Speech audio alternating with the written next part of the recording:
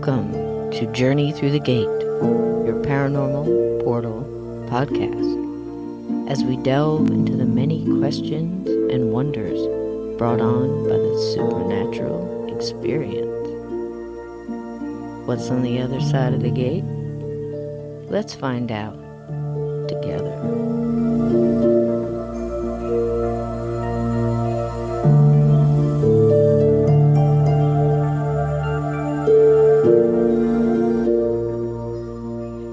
Listeners, and welcome to this side of the gate. We're going to take a lovely stroll with someone that I just found out about, and that's the wonderful thing about this subject. You know, we're still digging, and we're still looking, and we're looking at different podcasts, different interviews, and I found this lovely gentleman on an interview with Tony Bruschi, our friend Tony from Real Ghost Stories Online. And I just loved what he had to say, and I said, you got to get him on. So we're going to take a lovely walk through the gate today with Mr. Mike Huberty from See You on the Other Side podcast. Come on in here, Mike. All right. It's exciting to come on through the gate with you, Cisco. Oh, gosh. It's a lovely stroll. I mean, you never know what you're going to find on the other side of the gate, but that's the interest in this whole subject, this whole genre, this whole, fascinating thing we call the supernatural, paranormal, and everything in between. You never know what you're going to get. So I'm just thrilled to have you. Thanks for making time in your day. In what I hear is a lovely day in Wisconsin right now. It is. It's 8 degrees in a June afternoon. Nice. And sunny skies. And I'm not going to complain. We get, we get 6 months of 3 months of really good weather, right. 3 months of okay weather, and 6 months of staying inside. No. So whenever it's beautiful, I will take advantage of it to its fullest. Wow. Well, we won't keep you inside too long today, but I just have to pick your brain about, how did you get started? Is it the typical start? Most of we find that on these journeys, they start as a young child, either with an experience, or something happened, and you're trying to figure out what it was, or you just love the scary stories. What was it for you? Well, it definitely wasn't an experience. I mean, I hear these people that are like, well, I started believing in ghosts after my after my dead grandmother walked in my bedroom, and I'm like, what? So I didn't have any. I always thought these stories were fun, the most amazing. It's one I was always drawn to it. And the paranormal, I think, is fascinating because number one, you get to talk about something that really is completely unknown. Nobody really knows anything about. True. And so you get to delve in a world of philosophy and speculation and let imagination take its course. Mm-hmm. And that's really fun. Mm-hmm. But also you get to do that with big questions. Yeah. Is there a God? Is there an afterlife? Right. What happens to us when we die? Mm-hmm. All of those things. So you're going into the unknown, and so you get to let your imagination run wild with possibility. But at the same time, you get to discuss questions that have been on, the mind of humankind since the beginning of time, and you get to explore those. And so, when I was a kid, I loved ghost stories. I loved watching, In Search Of with Leonard Nimoy and reruns, and Arthur C. Clarke's World of Strange Powers. I thought was fascinating. Whenever That's Incredible would have, the California Toys R Us or whatever, or there'd be a werewolf in England. Little Yanni, poor Yanni. I wonder how Yanni's doing. That was the Toys R Us ghost, remember? Oh, gosh. Yeah. Oh, but those, it just fascinated me. I was like, oh my, and my sister was always into this too. So it was something that we could share together. Nice. Where we would, if it was on TV, we could always agree we're going to watch the Ghosty show. Uh-huh. And so it just became something that we really enjoyed as a family. When we go on family vacations, we would, bug our parents to go to places that had haunted stories and things like that. Yeah. I think about near Halloween, uh-huh. they used to have on so WGN is the big radio station out of Chicago, and where we grew up. So we grew up near Milwaukee, and you could get WGN radio. And so when they would have their Chicago ghost hunter, Richard Crow, who started the first Chicago ghost tour. And basically, I mean, haunted history tourism as you see it now in so many different places, and I participate in. I mean, he was one of the originators of it, and you'd have him on Halloween telling about these Chicago ghost stories and the places we had been. And that's what made it really exciting because we often go to Chicago because it was only, just a little over an hour away. And so you go into the city and then knowing that there was such deep, rich history and ghost stories right in places you could go to. It didn't have to be like a Victorian ghost story. It wasn't, Wuthering Heights and you had to be in England. It wasn't in New York like Ghostbusters. It was in Chicago, just you could go there on a Friday night, and that within reach, and right. I honestly understand what you're saying. As far as I remember being a kid, and then later on reading about a ghost story that happened in a place I had been, and it added an extra chill to the mix because you thought, oh, I was in a haunted place, I didn't even know it. Was the ghost there when I was there? That kind of stuff. It's crazy. It's real. It really is. It makes it real to you. I think about when they talk about the American Indian, and they always say like the connection to the land, whatever. Oh my, they say, well, these people have been on this land for generations, of hundreds of years, or thousands of years. And so there's a connection to the land. When they tell a story about the mountain or whatever, it's that mountain they're looking at, because their ancestors have been there and been telling that story, that mythology has come through and that folklore has come through. And, I think as your normal European derived American kind of guy, I had never felt even Milwaukee. What kind of connection? I was on Happy Days or whatever, but they didn't even shoot that in Milwaukee. They shot that in Los Angeles. The Fonz, has he ever been to? Well, actually, the Fonz, his daughter did go to University of Wisconsin-Madison. So I'm not going to mess with Henry Winkler here. But it's that feeling though. It's that idea that when you learn about, it was real, it was tangible. Well, so most of the history around here, like they take you through the geological history. They're like, oh, this is where the glacier was, and you're like 8 years old. And you're like, a glacier? Oh my God! Can I walk off the glacier and just fall off here, please? Yeah. You just don't even care. Our father was a science teacher. My father was a science teacher. So I'm going to break his heart. Whatever. He knows that I didn't care about any of the geology, but I don't. I mean, when you hear about a legend that happened in a place, I think about, I grew up near a town called Lake Geneva, Wisconsin, and that's a big tourist town between Chicago and Milwaukee, right over the Illinois-Wisconsin border. And that's where actually Dungeons and Dragons was developed. So anybody out there that plays role-playing games, and the name of their big convention, Gen Con, because the first Gen Con took place in Lake Geneva after the Geneva Convention. That was the joke, where they would talk about the rules of the war games or whatever, because the Geneva Convention is the idea of rules for war. And so when you have a big war games convention, you're going to call it within Lake Geneva. And so we, near where I grew up, less than half an hour from where I grew up. And when you'd hear about the lake, and they would talk about the Native American legend of the Thunderbird fighting the water panther on that lake. Like, this is the lake where the Thunderbird would come and it would, and shoot, and thunder and lightning down to fight the water panther. You'd be like, okay, now there's a legend you can sink your teeth into, because we're here, it's right here, and it makes you feel connected to the place and connected to the land. And that's what all these haunted history, all these ghost stories and everything give you for guys like me and probably you, gives a connection to the place that, when you hear about the glacier or whatever, it just doesn't for me. and so that, I think that really sparked my interest. Learning about the folklore of an area made me excited about being there.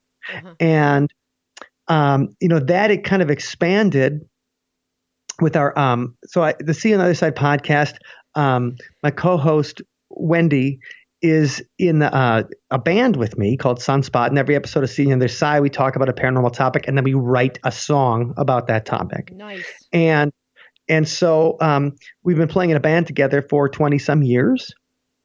And when we go play shows, you go play shows in a theater or a club or a bar or something. And almost invariably, there's going to be some kind of ghost story associated with the theater, associated with the club. Yes. And you get those little ghost stories from people. And that made us like, in the beginning, we didn't ask for them. And people would just kind of say like, oh yeah, well, this is like, you'll never believe, I don't like to go in the basement, man, because the basement, I always see weird stuff. And I was like, I want to see weird stuff in your basement. So we would always get excited, and that was part of it. Right. And now we feel is learning not only the folklore of a land and the legends and ghost stories of a city, but now it's learning the ghost stories of a place. Mm-hmm. And then we go back to that club. That ghost story is about how we talk about the place. Mm-hmm. It's the connection. Good example in Newport, Kentucky, which is a city right across the river from Cincinnati.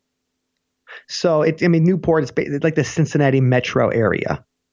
The first time we played in Cincinnati, I had no idea that it was so close to Kentucky. So after we played at a show, that we're driving to like an after bar or something like that at like 2:00 in the morning. And we're driving over this bridge. It all says, "Welcome to Kentucky." Me and my guitar player like, oh man, like how did we end up in Kentucky? Not realizing that's right, where we were, that we were so close. We're like, oh God, we're in Kentucky already. But Newport, Kentucky, there's a cool music venue called the Southgate House. And the Southgate House is a mansion that's converted into a music venue now. It's a big enough mansion where 1,000 people can go see bands. Wow. Nice place. But the original owner was the person that invented the Tommy gun. Oh my.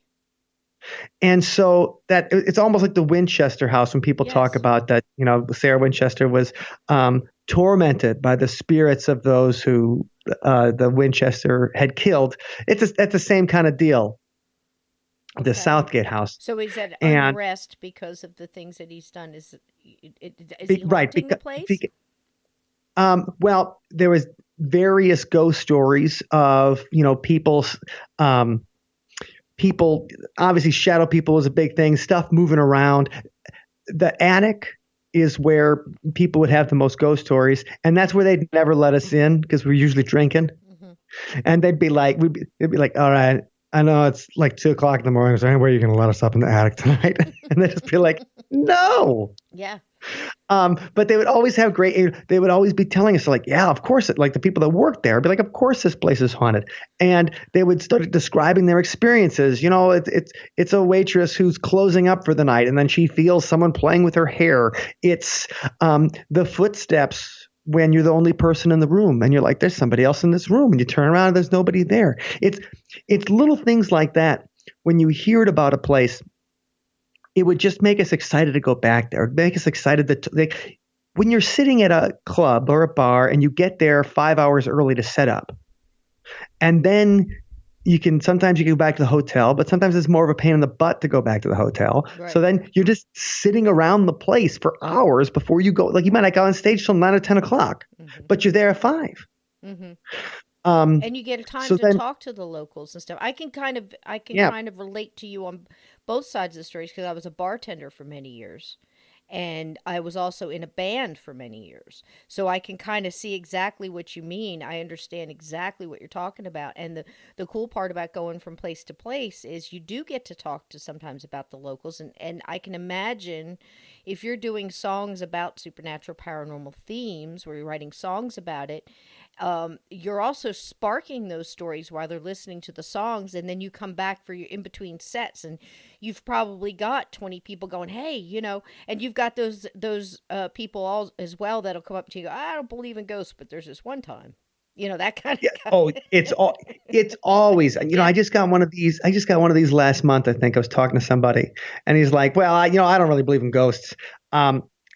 except for the time that I was driving in my car, and then I looked up and I saw my grandmother in the back seat, and she said, "Stop." And so I immediately hit the brake, and then somebody came flying by me Yep. at 100 miles per hour and would have killed me if I didn't hit the brake. So But many of yeah, those. Yeah, so beyond that, I many. don't really believe in ghosts. And I'm like, what are you? What are you What? talking? You?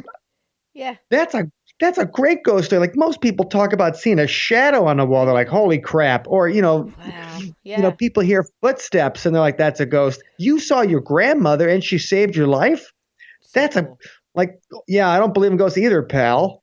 Get out of here. It's so Get out cool. of here. But But it's those are like the diamonds of the ghost stories. I mean, you've got so many of them, and when you go into these venues, I had so many questions, but I wanted to ask you this before I yeah, forget. Um, do you find that you said, of course, theaters, a lot of theaters have been converted over so you can do, musical guests and things like that. So I get that, especially in smaller towns. And they're usually the best than right. the big ones, That's what I found out of experience too. But do you find that these places are, theaters and bars and venues like that are more haunted because do you think it's the history and then every little thing, oh, it's just the ghost, or, it probably isn't even the ghost they're calling Tom, because Tom died in the Right. place. It's probably not Tom. Tom's probably gone into that great question mark of the afterlife. And it's probably, Barney, who really likes beer and just wanted to hang around and be, be around, the atmosphere and the music and I've had experiences with what I personally call jumpers. I don't know if if you What would you say? What's a jumper? You're gonna what I say? call a jumper is a little bit almost like a quick possession where we tend to think possession, ooh, it's like a demon thing got in you, which again, that's a whole nother subject. But jumpers to me are like we said, Barney hanging out at the double nickel and just doesn't want to leave, and for some way in this mystical subject has gotten the energy and the knowledge of being able to jump in to people that might say, we've all heard that thing, the more alcohol, or if you're really depressed, or they connect into your energy, or you Yeah. have what you call cracks. I call them cracks in your windshield. If you've got cracks in, they can push on and get into certain people just to experience the taste of beer, or to cause some people, they like to start little fights and little scuffles, or they just like to do something else, and then they jump out and the person that they jumped into really has no recollection. They have like a little blackout, like, what did I do? I didn't do that. That kind of thing. That's a jumper Oh, that okay. to That's me. an interesting thing. Like I don't think about that too much in the way of I haven't heard about that too much in the way of what you would say is a uh, disembodied human consciousness. Okay. Um, but that's definitely, I mean, that idea though, that you're in a place, and especially if you're wasted or whatever, Hmm. and you're a little more open. Let's say you write your cracks in the windshield. Uh-huh. You left your psychic door unlocked. Exactly. Um, and somebody comes in, like that's an interesting idea too. Uh-huh. That I was thinking about this the other day because there's so. I mean, when we think about where consciousness comes from, right? You say an idea pops into your head. Okay, an idea pops into your head. Um, well, where did that idea come from? Our consciousness works on the level of the things that we think about, and then it works on the subconscious level of the things that we don't know we're thinking about. Um, who's to say that if you're particularly vulnerable or something like that, that somebody can't sneak in and it wouldn't even feel that different because so many of our ideas come from places that we don't understand because they're from our subconscious and not our conscious levels. That yeah, the jumper idea. It's They interesting see concept, isn't they it? see your doors they see your doors unlocked and they come in. Yeah. And Um, I've watched it, man. I know it sounds crazy. I mean, if we could both be, you've got a paranormal supernatural podcast and I have one, and we're still sitting here going, I know it sounds crazy, but it's like, because we've well, heard some things, but I've actually seen it. I've seen, um, you know, not say a full bar, but that time when you're setting up the bar and customers are just coming in, and you've got that rattle prattle of conversation going throughout, and the clinking of glasses, and the pool table getting started, and that kind of thing, and you're watching like this one lady, almost it looks like she got slapped. She turns around and punches the guy who didn't do it. And I'm watching this whole thing in the mirror, and I'm watching it almost go down the whole bar behind people, flipping hair, pinching or doing whatever it's doing all the way down the bar. You can watch it just like a domino effect. And I'm like, what in the world is that? And then later on, you start finding out that there's things happening, or the jukebox goes on and off by itself, or, people's whole personality seems to almost change in front of you. But then again, you've got that alcohol addition. So it's easily explained away in some cases. You know what I mean? And I think right now, exactly what you're talking about, even that it might even be more salient of a point. Right now, as we're seeing, groups of people start with something which is like a demonstration, a peaceful demonstration or something like that, and all of a sudden it descends into chaos, right? Kind of thing. And that spirit of the crowd that can be used for positive things, like everybody singing "We Shall Overcome" or something like that, that all of a sudden turns to violence quickly. And it's almost, we feel that at a concert. You talk about, okay, why do you think theaters might be more haunted than, or have more activity than other places? Think about how much energy is left there from not only the actors and actresses and musicians and the people pouring their heart out on stage, but the people in the crowd where when you're in a crowd together, it's like why it's more fun, I think, to see a scary movie in the theater. Or it's why we enjoy, when they talk about, like, when you watch a rock concert and you're just sitting, if it's 10 people in a room and everybody's sitting down and just staring at the stage, versus 100 people in a room and everybody's standing and they got their fists in the air and they're clapping and having fun and dancing 100%. And the whole deal. Like energy. The energy and electricity, it's a tangible feeling, even though we probably wouldn't be able to measure it with even the trusty EMF meter. It was funny. My 3-year-old last night, she comes into my study where I do most of my work, and then she sees the EMF meter, and I've shown it to her before, and then she takes it and then she puts it on my belly and she goes, "Daddy, I'm looking for ghosts in your belly." Aw. And I'm like, well, I don't, I'm like, first of all, stop drawing attention to my stomach. I'm working on it. Second, and the needle went all the way up to red, and you started worrying. Right. Oh man, even the EMF meter thinks I'm fat. No, but I mean that idea though, that it may not be able to measure it, but we certainly can feel it. There's a phenomenology of it that we know. We absolutely feel that energy, and you think that if we can feel the energy, then something's left there after it's all over. And so it seems like that's the perfect kind of place where something, or some kind of consciousness can keep on creeping around and use some of that to start making themselves known. Or on the opposite end, there's the idea that even if you take the stone tape theory, the idea that a lot of hauntings aren't intelligent, but they're just recordings that are being played over. Like if a Roman soldier walks through a basement or something like that, and you're standing in front of the Roman soldier, like, hey. And, speaking of, such a good story. Such a good story. That one. It is. There was one of a ghost tour guide that I knew. +1. Sorry about that. He was from Florida originally, and he's like, well, I don't really believe in ghosts. And I'm like, that's fine. You don't have to believe in ghosts to be a ghost guy. You just got to be able to tell a good story. Like, that's the most important part. And he goes, except the one time a Civil War soldier walked through my living room and just through, and then he walked down and just went right through the wall. Right. And Yeah, I don't believe in ghosts either. Why a Civil War soldier walk to your living room? What do you need, Batman? Yeah. What do you? Um, but that, that's like a recording. So that's the stone tape idea, is Mhm. that a recording can be saved and played back almost like the grooves of the record. Now you play that. Some of your listeners might not know what vinyl is. I don't blame them. It is. I mean, vinyl records wear out. MP3s never wear out.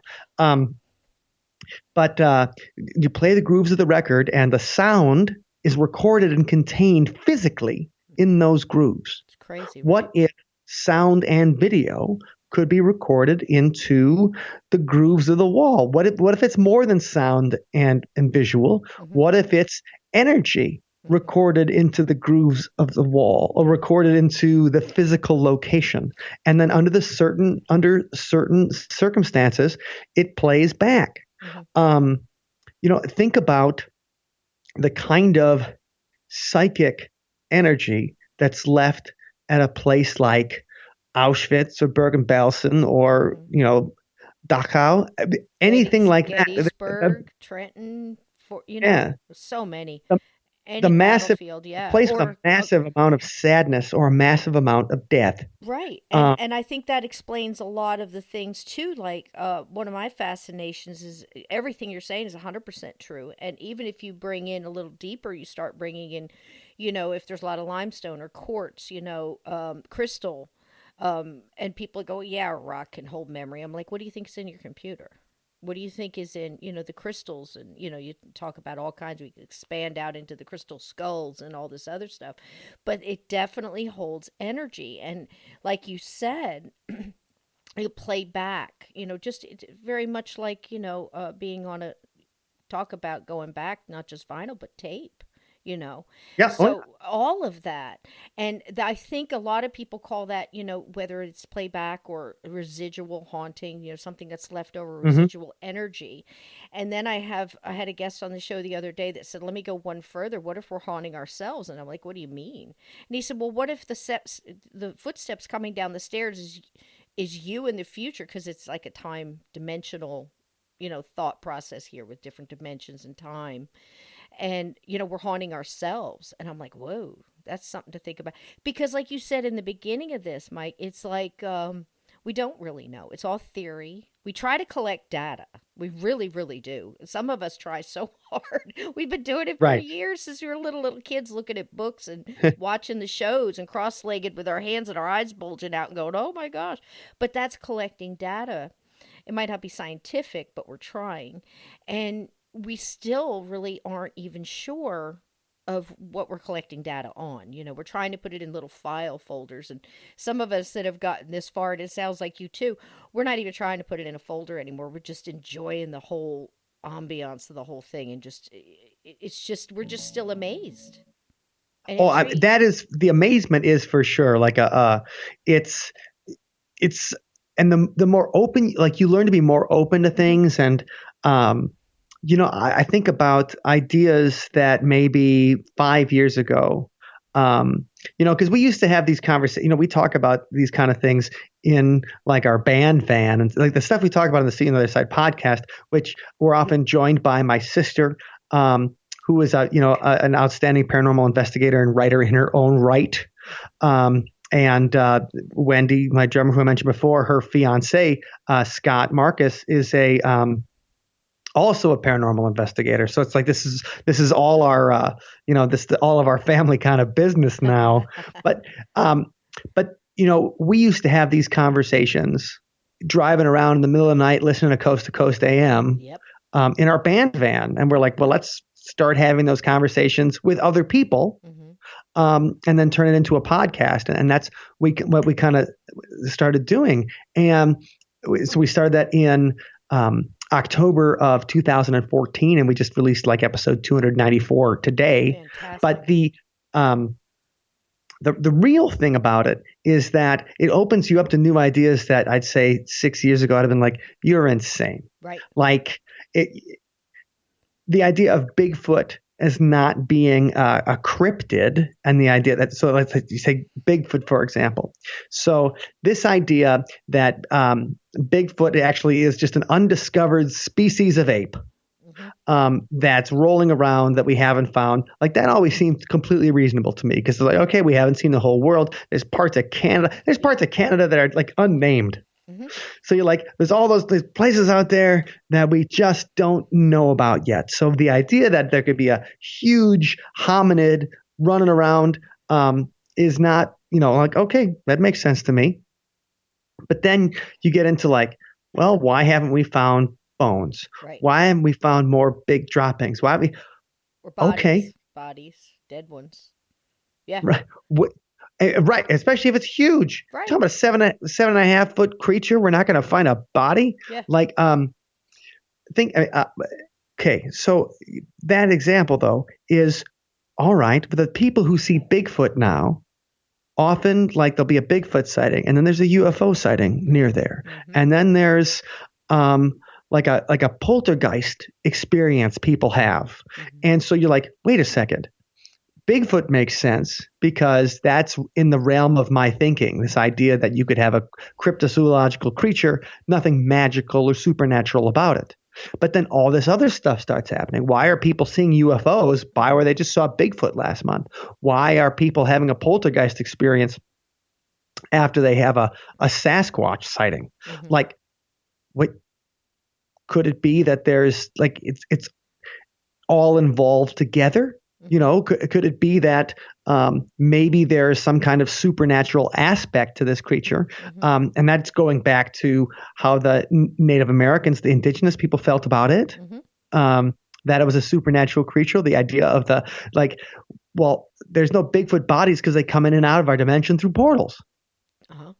And I'm like, oh, okay. Well, who thought about that one? Well, the Indians thought of it, Mike. Oh, okay then. That Isn't it idea. wild, Mike? I'm right there with you. Everything you just said, I could have said it. I mean, it matched my thoughts completely. With one caveat. I'm Native American. I'm Lenape and Cherokee, okay? And I grew up in New Jersey. All right. So if you don't know much about New Jersey, like the Lenape was called the Delaware Indian by the Okay. settlers, okay? So just to rush through this really fast, my grandmother was born in 1890. So you can think back of what was going on around that time. Think about, different shows you've seen that around that time, what the Yeah. cities must have looked like, what New York was looking like. So all of her people were down the Jersey Shore, away from New York, about halfway between New York and Atlantic City, to give you an idea. So she was raised. They actually lied about their heritage and said that they were immigrants, like, from another country, because you didn't want to admit you were Native American then. So, Sure. because you'd lose stuff and people, if you had a story, it could be taken, long story. Not a lot of progressive thinking in Right. 1890s. Correct, correct. And she was one of, I think, three children, and she was the youngest. So you can imagine. So by the time I came along, I was kind of picked in my family out of several sisters and brothers that she would tell me, about the herbal cures and try to keep the traditions alive. But everything was said very quietly, like she was giving me the secret codes, because she was still in her 70s and 80s. She was still scared to let people know. Everything was whispered like a secret. And one time, we got into we took a lot of walks in the woods so she could show me herbs and trees and things like that and Sure. teach. And she told me about the things in the woods that we don't talk about. Okay. What do you mean the things in the woods we don't talk about? Right. I want to know about the thing. Yeah, What are yeah. we not talking about in the woods? There's the woods right there. And she says to me something that I'll never ever forget. She said, "Well, when you talk about them, they can hear you. They connect into your energy." And she says some of them are very good, some of them are very docile. As long as you leave them alone, they'll leave you alone. They're as scared of you as you are of them, and some have no fear. They're after your fear. I heard more between the ages of 6 and 10 about this subject than I've ever learned, from her. And one of the things she talked about was the Bigfoot, and she said Bigfoot is not to be feared. Um, but you don't want to go in and how did she put it? Antagonize, because she says that that's one of the creatures that is half here and half in the other world. And I said, "What do you mean by that?" In in 8-year-old speak was like, "What?" Right, of course. But Half here and half in the other world. What yeah, are you talking about? Like yeah. I've got my She said it was a what when you're spiritual 8 years old, well, creature. you know about My Little Pony. That's about it. Yeah, yeah. And she said it was a spiritual creature. It could cross over from their world into this world for whatever reasons. She said they were also very much like us, like hunter gatherers. And then they disappear. They go into the other world again. And that's when she leaned down. She put her hands on both my shoulders. She says, "I just don't want them to take you with them." Oh yeah. Wow. Thanks, Wow. Grandma. Hey, cool. Can we go to McDonald's now? Cuz that was Oh scary. man. But you don't forget stuff like that. So when people you're explaining what you were explaining to me, that's exactly how I was trying to think too. And I'm like, gosh, I'm coming up in this and I'm watching the Bigfoot movie. I forget what it was, Boggy Creek or something like that. And Yeah. everybody is talking about it like it's just like it's a bear. It's something like a bear. It's just we just don't Right. understand it. Or a shark. Like in the ocean, a shark is to a dolphin. You've got your happy animals and you've got your really scary ones, and that's what it was like. But I never lost the whole half here and half over there thing. So when that stuff started coming out, it was like, okay, they're catching up. Absolutely right. Wow. Um, Wow. well, that's a pretty cool story. Just the idea is I don't want them to take you with them. Yeah. Um, Ah, that's a nice little lesson. Like, don't go walking alone in the woods, yeah. little Cisco. Yeah. Well, you listen to stuff like that. And then they changed the subject. It was a, wait a minute. What do you mean? Oh, Right. so this is the sassafras leaf, and you collect them like this, and you pick these, and you make a tea, and it fixes your stomach. I'm like, what do you mean? He's gonna take me with him? What's Right. I don't you know? want. Let's Yeah, let's go back to the point where there's like ape monsters that'll take me to drag me to another yeah. dimension. Oh my gosh, right though? But if you think about it, it's not that crazy because what are we learning now? What do we really know? Just because we don't know personally, me and you, just saying, and I'm taking that for Right. granted, that you and I Yeah. don't know how to, trip into another dimension or go through a portal and come back again, like back and forth at will, doesn't mean others don't. I can't say it doesn't exist. I don't Well, know. and I know that Lauren Coleman, the director of the International Cryptozoology Museum, he's hardcore on the flesh and bones, Bigfoot kind of thing. That he's still undiscovered hominid kind of thing.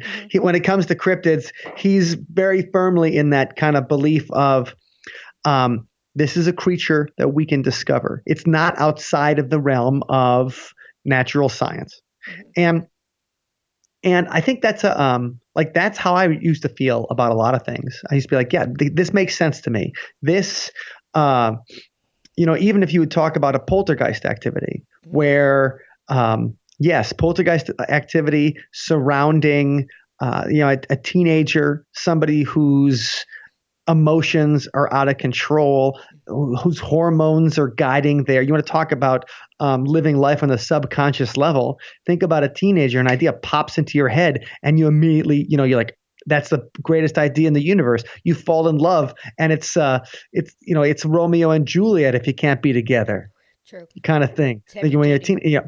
Powerful So you stuff. so you have where every emotion is felt at 1,000%. Hmm. That this idea that if psychokinesis, moving things with your mind, if that phenomenon does exist, then this is a perfect place for it to be, for it to express itself, because you have someone whose energy levels and their emotional levels are always super tightly wound and high and ready to burst at any second. And so the idea that they get mad and a plate flies across the room and crashes against, like, that seems completely reasonable to me. Like, if psychokinesis could exist, this is exactly where it would exist. But then when you go into all these stories of poltergeists that aren't related to teenagers, that are related more to fairy legends of fairy activity, like when we're talking about Bigfoot and native stories, and the idea of elementals of the forest, Hmm. spirits of the forest, creatures, or not even creatures, but an alien intelligence, Hmm. um, that embodies uh, nature. I mean, that's okay. There's a whole bunch of stories that now we would say are poltergeist stories, but 1,000 years ago they would say they were fairy stories. They were stories about nature elementals, and you're thinking, but they're the exact same kind of thing. So then you start going into, okay, um, the idea of fairies. That sounds fairies. Get out of here. What are you Right. talking about, Tinkerbell? Don't, I'm not an idiot. What? And you think you're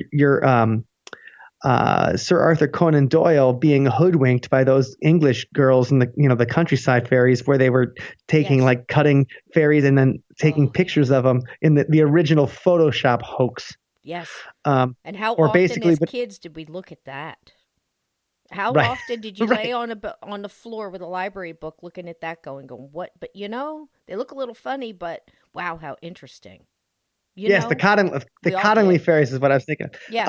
But you think that's outrageous, like that's ridiculous, and then you hear the stories of the actual folklore behind fairies and Hmm. this idea that they're the changeling, the Hmm. idea that they might kidnap a child and leave a sickly fairy child behind, Yeah. the idea that um, you don't you don't do construction where there's a fairy circle or whatever, Right. because and weird stuff is going to happen to your building. And how in some places like in Iceland they Hmm. still do that, in The Ireland Holder they still folk. do that. The whole hold the folk. I'm probably saying that wrong, but yeah, they'll move a whole highway to not move rocks and stuff. And who are we to say that they don't? Yeah, that's So crazy. but I think that my mind is opened to those kind of stories in a way, after talking to people like you over the past 6 years, and also the people have had a lot of experiences. My mind is opened up to those things in a way where if you would have said 10 years ago, you're going to say like fairies, man, they're super interesting. I would have been like, you are an idiot. Well, too, And because Disney changed our mind about fairies. But if you think about it, if you really start digging, and I am no expert on fairies by any means or right. elementals, I know a little, but they're not, they're no Tinkerbells. There's different kinds. If you're just talking about fairies, there's different kinds, and some of them are downright scary. Oh, yeah, Yeah. because they don't feel empathy, they don't feel Mm-hmm. sympathy, they don't feel compassion. They're not human. Mm-mm. We have these traits, um, that we can relate. So even if you're thinking about a ghost, even when you have like the Southeast Asian cultures where, or there's a particular one where the ghosts, they blame people getting sick on ghosts getting mad at you Mm-hmm. because you're alive and they're not. And Right. even your ancestors are going to get mad at you because you're alive and they're not. But that's the idea of that this disembodied spirit still feels human emotions, still feels empathy and sympathy and anger and vengeance and jealousy and hatred and all those kind of things that we feel as humans. When you go to talk about a fairy or something like that, or an alien intelligence, even extraterrestrial, if you want to go outside of the Earth, um, then those creatures do not have the same framework that we do. They don't have the same morality, the same kind of, when Right. you see somebody in the street that's hurt, you feel bad for them, you want to do something for them. Mm-hmm. That's a human emotion Mm-hmm. that we are evolved to feel because it's good. It's being social. Um, Being social is our superpower. That's our advantage. Cheetahs are fast. Uh, Wolves have teeth, And like cunning, yeah. sharp teeth. Yeah. You know, uh, our superpower is that we can band together, um, and defend ourselves and learn and create systems of farming and things like that so we can thrive and spread around. And um, like these intelligent, like an elemental or a fairy, or, if people would say into like a demon. I mean, there's a lot of people who are talking about negative entities and everything like that Right. in the paranormal world. Um, they don't have human emotions. Right. And so that to me is something interesting and scary at the same time, because there's no bargaining with something that doesn't feel human emotions. Like, we bargain with people, hopefully we can appeal to their better nature. True. Um, there's no bargaining with an intelligence that doesn't even, exist in that same kind of emotional framework as you do. So I think that's when we say what attracts us to this, it's the idea that, yeah, people have had experiences with these kind of entities, whether it's and it's a negative or a positive entity kind of thing, but they've had experiences where they've seen them or talked to them or, you know, experience, and how do you just ignore that? How do you, because to them it's very real. And even if it defies your worldview, your scientific worldview, it doesn't, your scientific worldview does not matter to the experiencer because it's real to them.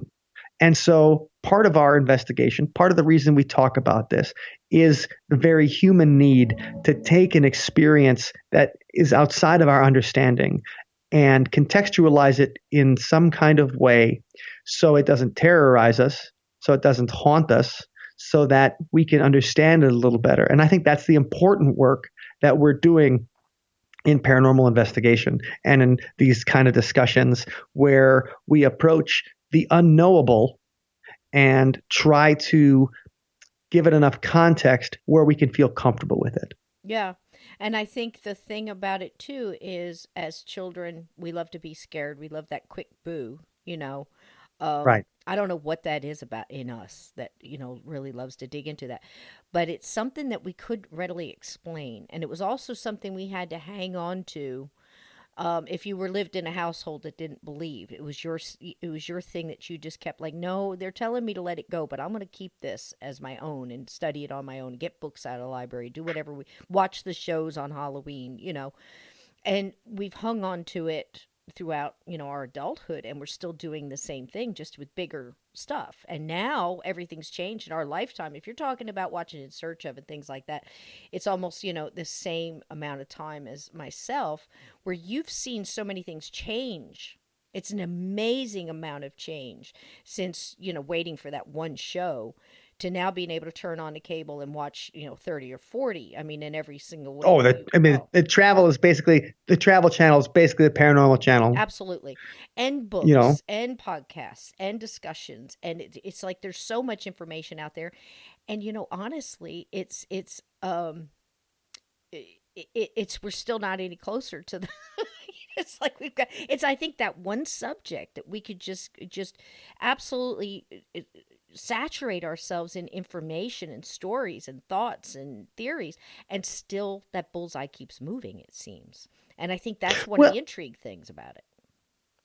I mean that, and I think we find truths in these stories, and in these experiences that, even though they may not be completely rational experiences, and easy to explain, there's a truth to them, that resonates with people on a level beyond your prefrontal cortex or whatever that handles all the kind of higher level rational thinking. There's a truth to the idea that the land is alive, that that when, as a Christian would say, God is everywhere, Jesus is everywhere idea.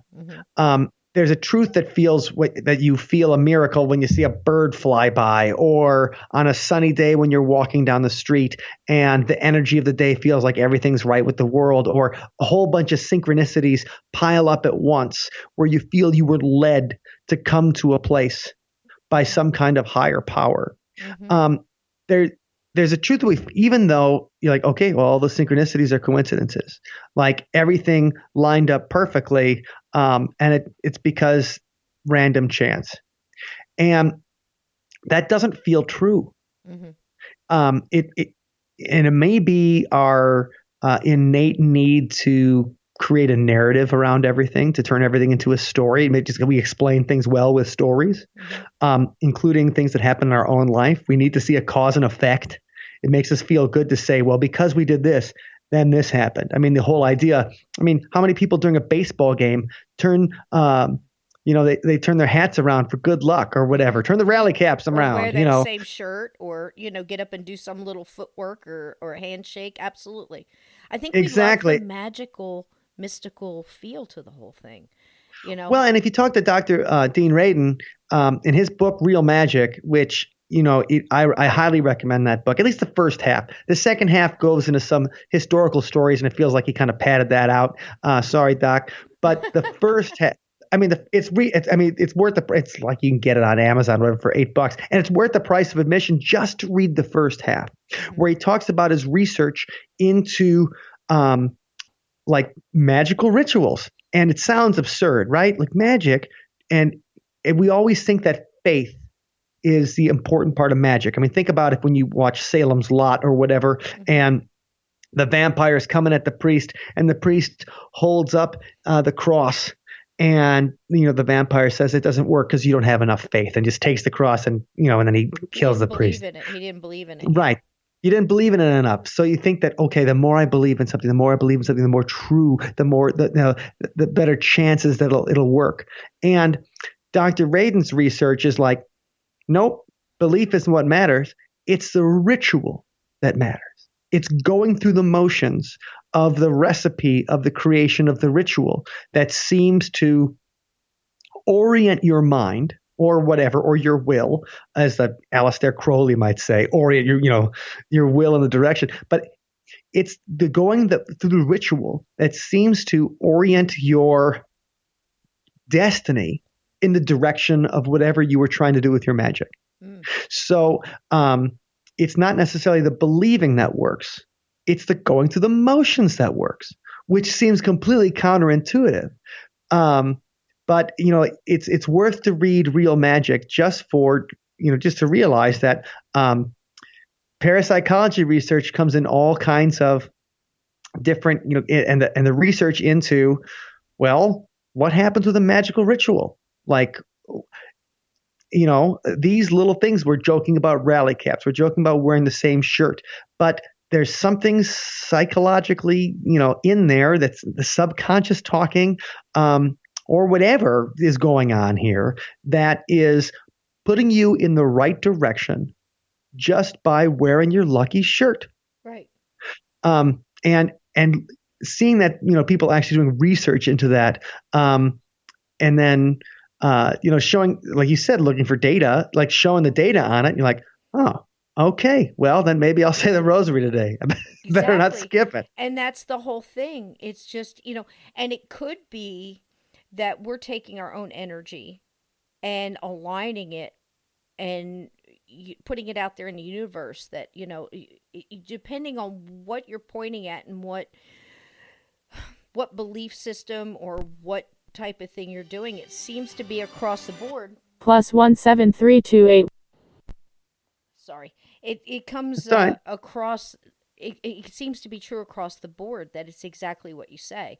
It's not just the intent. I mean, even if you're talking about like using a Ouija board or tarot cards or anything like that, it seems your personal energy, your personal intent, comes to play a lot in all of this, whether it's a magical ritual or whether, you're doing something like, even like my grandmother doing an herbal cure. It's the gathering. She said the healing, she told me this too, that the healing started in the gathering of the herbs. You're doing it in a certain way.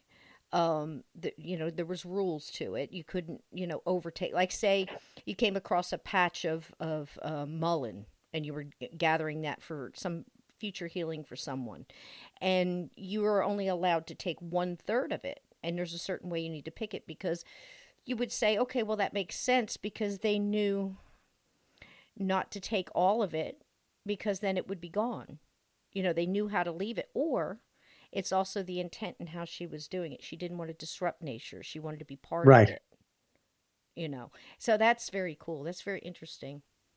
you know. Well, I love what you're saying there. The healing begins in the gathering. Mm-hmm. And I've never heard that specific thing before, but that's exactly what we're talking about. The Mm-hmm. idea that going through these things, like, okay, I always think it's silly. I've been on a million ghost hunts, right? Mm-hmm. Um, and I always think it's silly. And I know this is going to make a lot of people hate me. Mm-hmm. When people do their little spell of protection or whatever at the beginning of the ghost hunt, they're like, okay, well, here's the thing. Obviously, if we just think we can protect ourselves from demons, then, it's going to, like, what? How is you saying, don't touch me, demon, going to stop a demon? Get out of here. Like, if you're really worried about demons, let's not do this. Um, I like, what are understand. you, like, if this is something we're worried about, then maybe we should just watch it on TV. Mm-hmm. But then you think about it's not necessarily that little spell or the circle of protection or imagine there's a white light around you or any of that kind of stuff. It doesn't matter if it actually works in that extent. It's the going through the process to psychologically put you in the right direction, in a positive direction, so that maybe you don't have as many cracks in your windshield, like you Exactly. said. Exactly. And maybe you're not as vulnerable, and maybe you're not as psychologically vulnerable as you might be. Mm-hmm. And And it's so, also pulling in everybody's energy into one thought process, much like praying in a church, much like you were saying earlier about everybody in the theater watching the band. Everybody's enjoying the same song, the same beat. They're clapping together. They've become almost one for a moment, and it's that kind of thing. It's a gathering of energy, and whatever that person, whatever it might be, whether it's a gathering of energy of light, or you're calling on your spirit guides or your ancestors or whatever else you want to say, or good spirits, whatever, to protect you. Maybe it's just a gathering of that energy into one thought and one intention. Do you see what I'm saying? It's possible. yeah, well, it's using the whatever we can't measure. That's the psychic. I mean, it's hard to use the word psychic because it's so misused. But this idea that there is some kind of energy that we have as a group that we don't have as an individual, Mm-hmm. and it's pointing it, it's directing it. Like you said, in church, everybody gets together. It's the religious experiences people have, and people have religious experiences at concerts. I Mm-hmm. mean, True. think about people that go to these EDM, electronic dance music concerts, and they take a little ecstasy, they stay up all night, they dance for 12 hours at a time, kind of thing. And then you think about a fakir in India. I mean, probably didn't take the X or whatever, but like dancing for 12 hours at a time, the whirling dervish, Mm-hmm. or starving, you're fasting Mm-hmm. to create that kind of, to enable a religious experience. And a Yeah. lot of times those experiences happen and when the groups are all together. Mm-hmm. Um, and so, I guess the whole thing is that those little prayers of protection or whatever that I used to think were silly, I now think that they're less silly because going through the motions has a real effect. Like, even if I don't believe in it, it doesn't matter. Mm-hmm. Going through the motions has an effect of everybody putting their aligning their wills and their thoughts and their energy in the same kind of way to hopefully make it a safer experience for anybody who might be sensitive to that type of thing. So I'm with you there. But that's the thing. It's through these discussions, it's through doing the research, it's through going on investigations, that you let your mind be open to these possibilities and these thoughts. And that's what makes it exciting. It Like, every does. time I learn something new that expands my mind a little bit or lets me have an understanding of something that I thought was just balderdash before, is exciting. It Um, is. It is. And there's so many more things that you could pick through. It's like we thought we had, just being on this plane on Earth at this time was a lot, just dealing with everything that's going on in our town. Like you said earlier when you started, just learning about the lake and the legends and everything else. And then we start getting the broader minds, the thoughts coming in with, like you said, Bigfoot being possibly coming through portals, or they have time slips. What's going on there? And that now we're starting to talk about other parallel universes and other dimensions. You're going like, oh my gosh, I don't have my square foot of real estate figured out yet. But we can't say we don't. Um, we can't just poo poo it like you said. We thought it was silly, maybe 20 years ago we would have thought it was crazy. But the more we learn, we're thinking, it's possible. I mean, I have a friend, you're talking about elementals. I'll tell you this real quick because I know, boy, this hour's gone so fast, Mike, I swear. Oh But yeah. this one will just send a little tingle up your spine, and we just love that. I have a friend, Steve Stockton. He does a lot of folklore and legend tripping and stuff like that. Well, when he was a kid, he was like an only child, so he had a lot of property and stuff. And he used to, I think they had hunting dogs or something. So he used to go and explore the woods, and went as a child. And he was about 10, and he used to hang out at this what he called a creek. And this one day everything got, the woods get very quiet. I call it a sound vacuum. It's like all the sound is just sucked out of the area real Sure. quick, and something's going to go up and the energy changes. The dogs took off whining, and I'm like, and you still stood there? He's like, I was froze. And he was playing in like a ditch, a natural ditch near the creek bed. And all of a sudden he heard someone walking in the dead leaves. It was during fall. And he heard somebody walking in the leaves in the creek behind him. And he turns around toward the footsteps. He can hear them. He can see the leaves moving, but nobody's there. Okay? Hmm. So he said, as soon as he realized everything kind of turned on inside of him, and he had that fight or flight. So he took off running, and the thing chased him. And the leaves are kicking up and kicking up. And he said it sounded to him, I mean, he could still hear it, but he didn't dare turn around after the first couple times, because he was falling to tripping, doing that, all those normal things, ran home. And I guess about 3 or 4 months later, a cousin came to visit, and he told him the story. I don't, blah, blah, blah, show me. He goes down and shows him, it happens again. Now, fast forward about 20 years, and he's at a college party, and I guess I never went to college, so I guess the doors are open, and everybody's having their own little gatherings. You walk up and down the hall, and you can go in and out of all these rooms. And there were some girls playing with a Ouija board, and he walked in, and they kind of dared him. They said, well, he said, what are y'all doing, blah, blah, blah. And they said, well, ask it a question. So he thinks in his mind, what was that thing that chased me back when I was a kid in the ditch? And he thought it. And he said, okay, what was the thing that chased me? That's all he said. And it spells out WATER, water sprite. And at that time in his life, he had never heard of anything like a water sprite. They were laughing and going, well, what is it, spirit thirsty? What is it? What? Because they had no idea. Does it want what water his or question was Sprite? about. Yeah.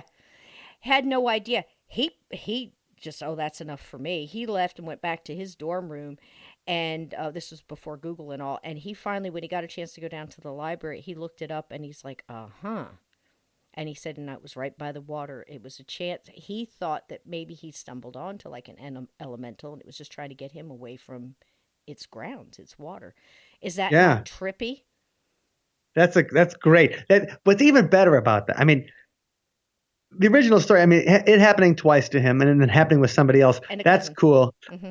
But then also like saying that the Ouija board, the girls playing the Ouija board or whatever, answer the question that he thought in his head with something that he didn't even know what it was. So many levels. I love it. So many levels. I love it. And he never explained anything. He got spooked and left. He said, I don't know half these people. You go to college, he explained to me, you can go to college and, be on the same dorm and just pass people. You don't really know them, Right. And they knew nothing about the experience. He never told anybody but his cousin. They ran home and his cousin freaked out, didn't want to talk about it anymore. But he said, you kept saying, you saw it. You saw it. He goes, I didn't see anything. But you ran from something, it was one of those deals. Isn't that incredible? Water sprite. So there's just Yeah. another thing that, when people are telling me these stories or, telling you the stories about, stuff that we would never thought about, but might have thought were silly 20 years ago. Little things like that will stick in your brain and go, I don't know. Like the gin or something like that. It's like, I'm not messing. I'd just rather not mess with anything. Let me just assume everything is possible at this point. Right. I mean, why mess around with something, because I don't want Oh, to I mess love around and it. find out, I just think that's wonderful. So, but I would love to get just a quick, your favorite ghost story before I let you go. I can't let you go without getting your favorite or one that intrigued you or maybe shifted your thought a little bit. It doesn't necessarily have to happen to you, but one you heard that just made you go, man. Well, I think the ones that get me are the ones that I find are most convincing are the ones where it's people who aren't necessarily interested in this. Mm-hmm.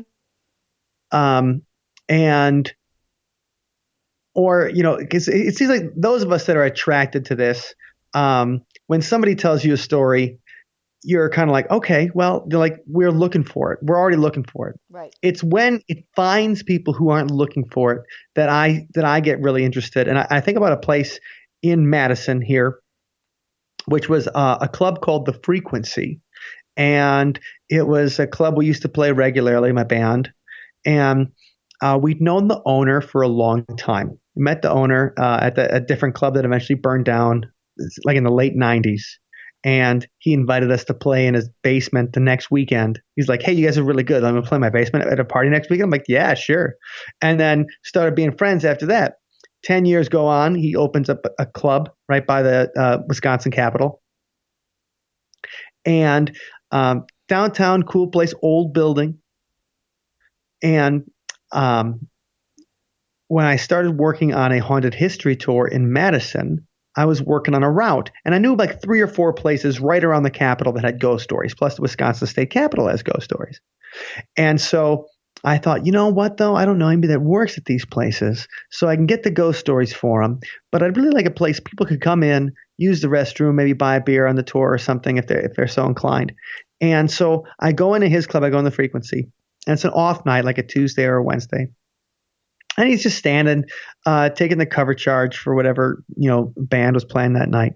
And I walk up and we're just chatting for a second. And I say, hey, I'm working on this thing, and I wanted to see what you thought. I'm working on a haunted history tour of downtown Madison, and have you ever had any kind of haunted experience here? Or any of your employees? Is the Frequency haunted? And he just looks at me, and we'd never talked about ghosts or whatever before. Like, we've only talked about music. And he's like, are you serious? And then I thought he was going to, be like, get out of here. Right. And he goes, yeah, this place is haunted. And he goes right in and starts telling me that. So you go downstairs to the dressing room, green room kind of thing. And then also he had an office down there. There's a bathroom, there's a green room, and then there's an office. And he was working in the office down there late one night, like not too long after they opened up the club. And he said he fell asleep at his desk. He put his head down, fell asleep for a little while. And when he woke up, he could hear whispering outside his office door. And the whispering was, do you think he can hear us? Do you think he can hear us? Wow. I wonder if he can hear us. And he thought it was his employees. He's like, oh, you know what? They probably realized I fell asleep. It's after bar time. They're wondering if they can close out, or he's like, oh man. So he immediately gets up, walks to the door. He's like, don't worry about it. And there's nobody there. Nobody there. And he's like, that's weird. He goes upstairs to the bar and says, they closed up. Everybody just closed up, and they let him sleep. Goes back down to the office to pick up his stuff. And as soon as he closes the door to his office and he's going to collect his stuff, he hears the whispering again. Man. And freaks out for a little bit, opens the door. There's no more whispering. And then he gets the hell out. He's like, okay. He's like, so he goes, that was my first experience here. Then Halloween that year, there ended up being a show at this particular bar on Halloween, and it was Funky Mondays. It was James Brown's old drummer, Clive Stubblefield. And so James Brown's drummer had like a show every Monday, and then this was a Halloween show. And so the idea was you went on a ghost tour, and then at the end we would stop at the Frequency, and then everybody could go see Funky Monday. And I take people down to the basement to tell that story. And this lady walks down the stairs, and I'd never seen her before. And she goes, "Are you telling ghost stories?" And I'm like, "Oh man, the last thing I need is a drunk chick walking in at the end of the tour." And so I said, "Yeah, it's Halloween. We're telling ghost stories." She goes, "Good, because you see that there was a mural painted behind the mirrors of the green room where we were, and there was just paint. There's a painting, and then they put the mirrors up over it." And she goes, "I'm the one that painted those, that mural, and I spent like 2 overnights working on it all night here." And she goes, "They wouldn't leave me alone." And I'm like, "Who wouldn't leave you alone?" And she said, whatever was down here with me. And she said that while she was painting, they would hide the brushes on her, that they would be playing with her hair until she yelled at them, that people would be like, something would be tapping on her shoulder. She said, all night long, they just wouldn't leave me alone. And she goes, "I'll be damned if I ever spend a night alone in this place again." Oh, wow. And I'm like, "Hey, that's pretty." I'm like, "Thank you very much for that." Like, I thought you were going to be a pain in the ass, but instead you were great. A little bonus. But it's that kind of like somebody like just coming in and saying like, "Oh my God." And then I would say maybe 3 or 4 years later, I was living in Minneapolis at the time, and I'd stayed up late working on something, and my wife was already sleeping, and I start getting some Facebook messages from one of my friends who works at that bar, and they were like, "Are you in Madison tonight?" I'm like, "No, I'm in Minneapolis." And they said, "Oh, we were hopefully we could get some equipment." Like they wanted stuff for EVPs. They wanted like the EMF meters. And they said, because they're like, the activity tonight is, and this, I don't even think I've ever talked to these people about ghosts before. In fact, when I looked at Facebook posts, they're all like posts about atheism. And so the idea that they'd be like, whatever is down here is really active tonight. And I just wanted to see if we could get some kind of readings or something like that. I'm like, I wish I was there. If I was in Madison, I'd be there right now. Wow. But so people that are in a different realm, they're in a music realm. They're not into ghosts when they're talking about activity happening. Mm-hmm.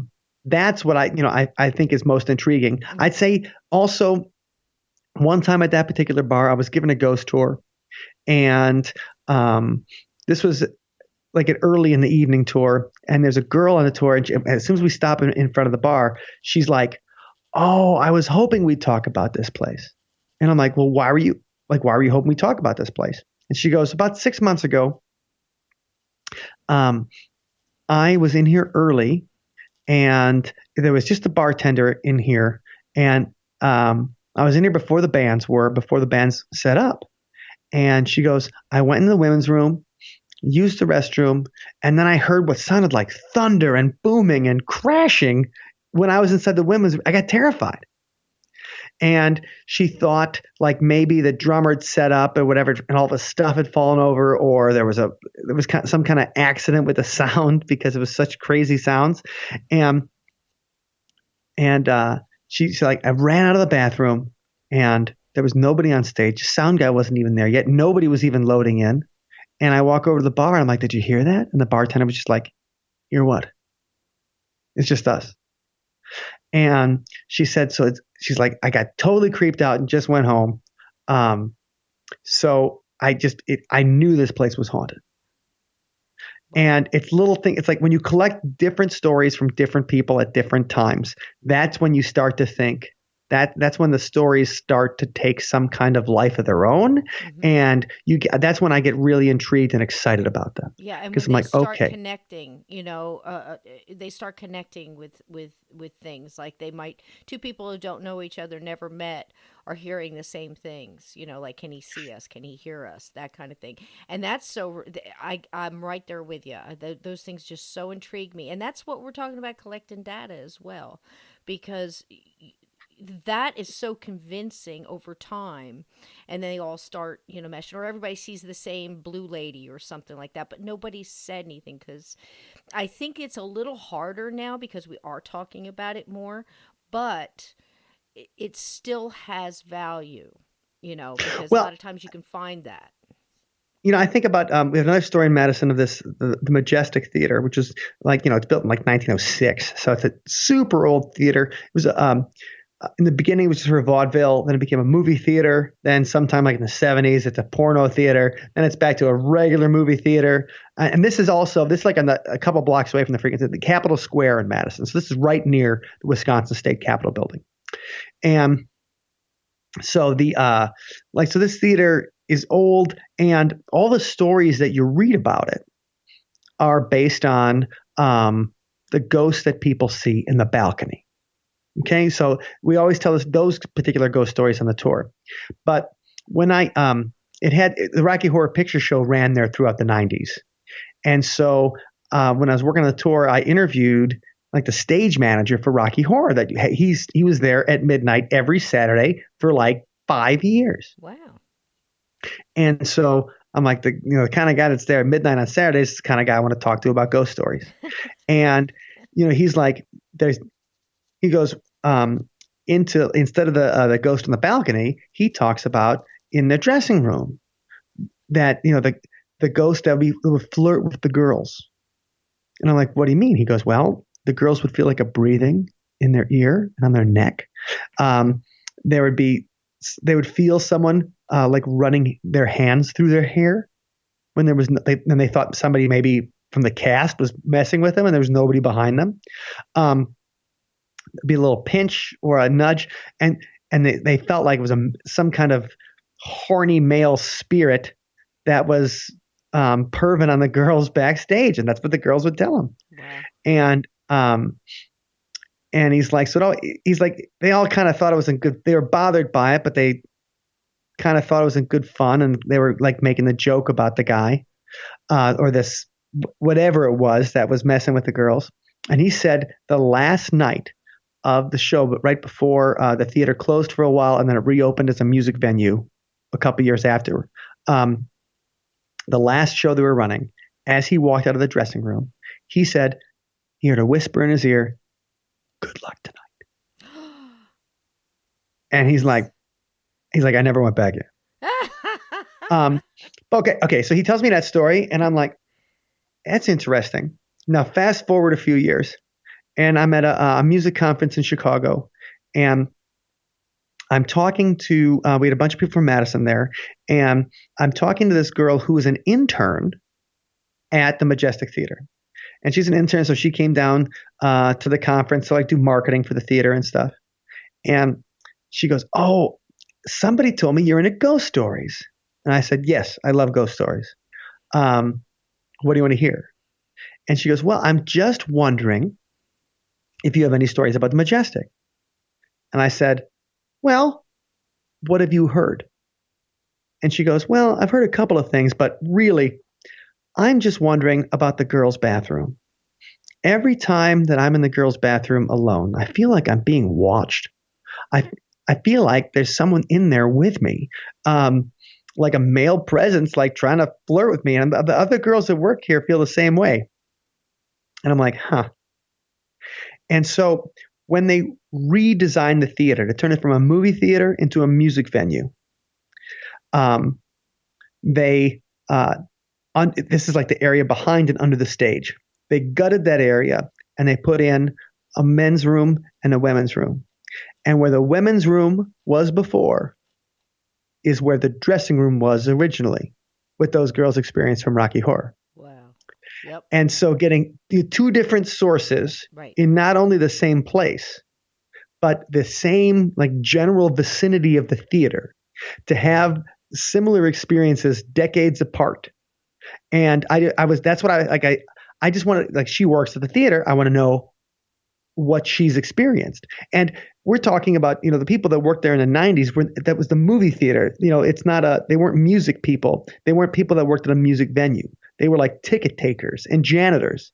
Like the people that work there now are, I mean, besides the ticket takers and the janitors, but they're people who work in the music industry. So it's not like the people that worked there in the 90s are still there 20 years later. They're long gone. And the same stuff is happening in the same area and very similar things. And see, I always try to look on the aspect of course, we want to know what the people are going through that are still living and that are here. But I want to find out from the ghosts, like, what do you do in here? What do you do when it's shut down for 5 years? So, do you go somewhere else? Do you just hang here and hope that something's going to happen? Because it's so fascinating from this side looking in. Imagine what it's like from their view. If we are talking about an intelligent human essence, whatever, and what their view is. And when you said that about the gentleman hearing, I wonder if he can hear us. That stuff always creeps me out so much, because at that point in time, at least you have an inkling that it is something that you can't see that is aware of you. And you just can't see them. You can hear them, but you can't see them. It reminded me, I want to tell you this, because if you don't know about this gentleman, I think you're going to love him. Peter Underwood. He is passed now. Have you ever heard of Peter Underwood? It's not ringing a bell right now. Okay. He was the president of the, I want to say, Parapsychology Society of Britain for like 40 years. And he has just this air, this proper British air about him, and he took things very seriously, but he also had kind of a Hans Holzer feel to him, to where he was very, he wanted to understand as much of the scientific type things that he could, and he wanted the proof, but he also had an empathy for the what he thought was a human ghost. So his stories are amazing, and I think he's this thing on YouTube or something. You can listen to him tell his own stories, snippets. I'm gonna have to check it out. Oh, it's wonderful. The way he says them, they're wonderful. But he has this one where they set up equipment, and we're talking probably early 50s-ish, I want to say. And, probably had 35 millimeter cameras. You got to think about what they had back then, what they worked with, probably reel-to-reel stuff to record. So he had spent with his cohorts an actual paranormal investigation team, back then.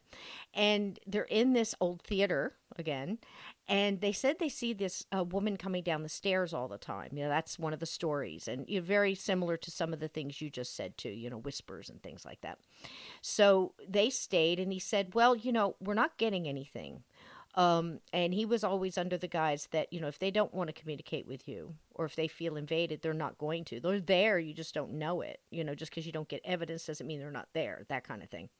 So They left the equipment set up, and they left the reel-to-reel, and they left the camera, and they did something to where it would, click every so often just to get pictures. On the recording, when they went back the next day and him and his friends were listening to it, he gets this: a woman talking to a man. And the man says, "What is this? What are those?" And she says, "Just a moment." And it's all very British. Just a moment. And then there's a pause. And her voice got closer to the recording. It's almost like she leaned in. And she said, "They're taking pictures of us." What? Oh. The camera never got anything, but they got a very clear recording of that. And right after she said they're taking pictures of us, he said, "Well, now," very British, how dare they? Right. Is that not just the coolest?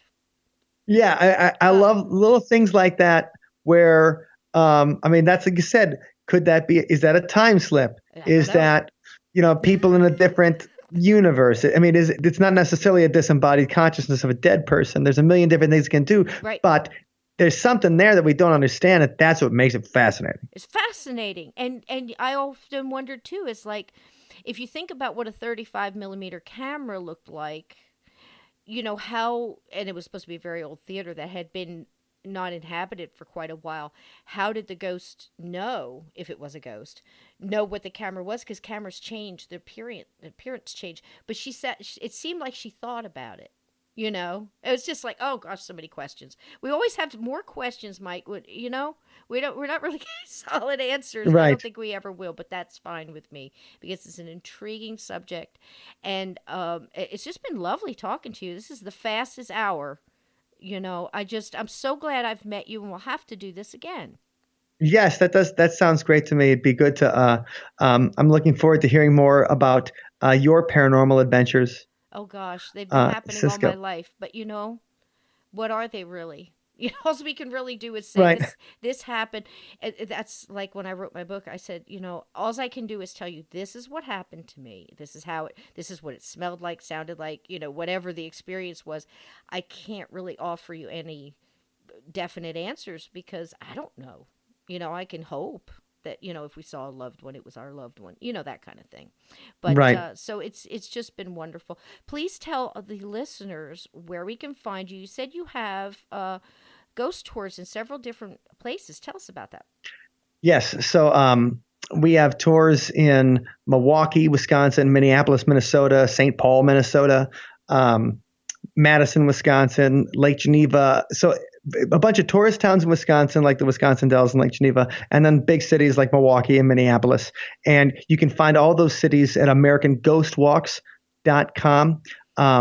Also, and slowly as everybody's kind of coming out of lockdown, Yes. all the city's going to open up. And then if you ever make it down to San Juan, Puerto Rico, we have a haunted history tour, the San Juan Ghost Walk, down there where we can haunt you. And we'll be expanding to more cities soon. It's been a really fun, in addition to like talking about this in a podcast and making music about it with my band Sunspot.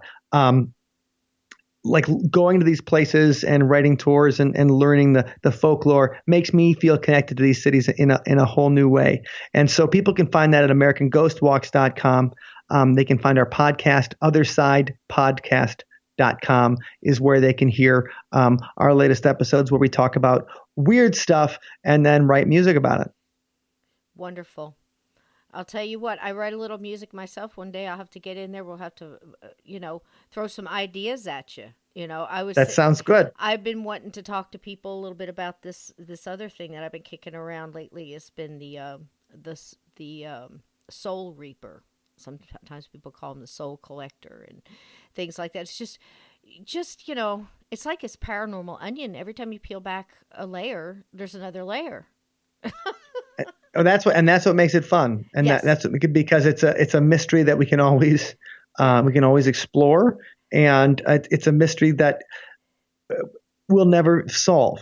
Right. So the fact that we'll never solve it means that there's always something new to explore and always new ideas to spark our imagination, and that's what makes it one of the most fun things in the world. It absolutely is, and this has been a really fun and explorative conversation as well. And I thank you for coming on and sharing some of your ideas with us. It's been wonderful, Mike, and thank you so much for coming. Thank you, Cisco. It's been a pleasure. We'll talk again. Yes, go enjoy some of that beautiful sunny day out there in Wisconsin. Gonna do it right now. All right. Have a good one. Thank you so much, Mike. Thank you again to Mike Huberty from being on here. Now, again, like he said, you can find him on See You on the Other Side podcast. Also, he is in the band Sunspot.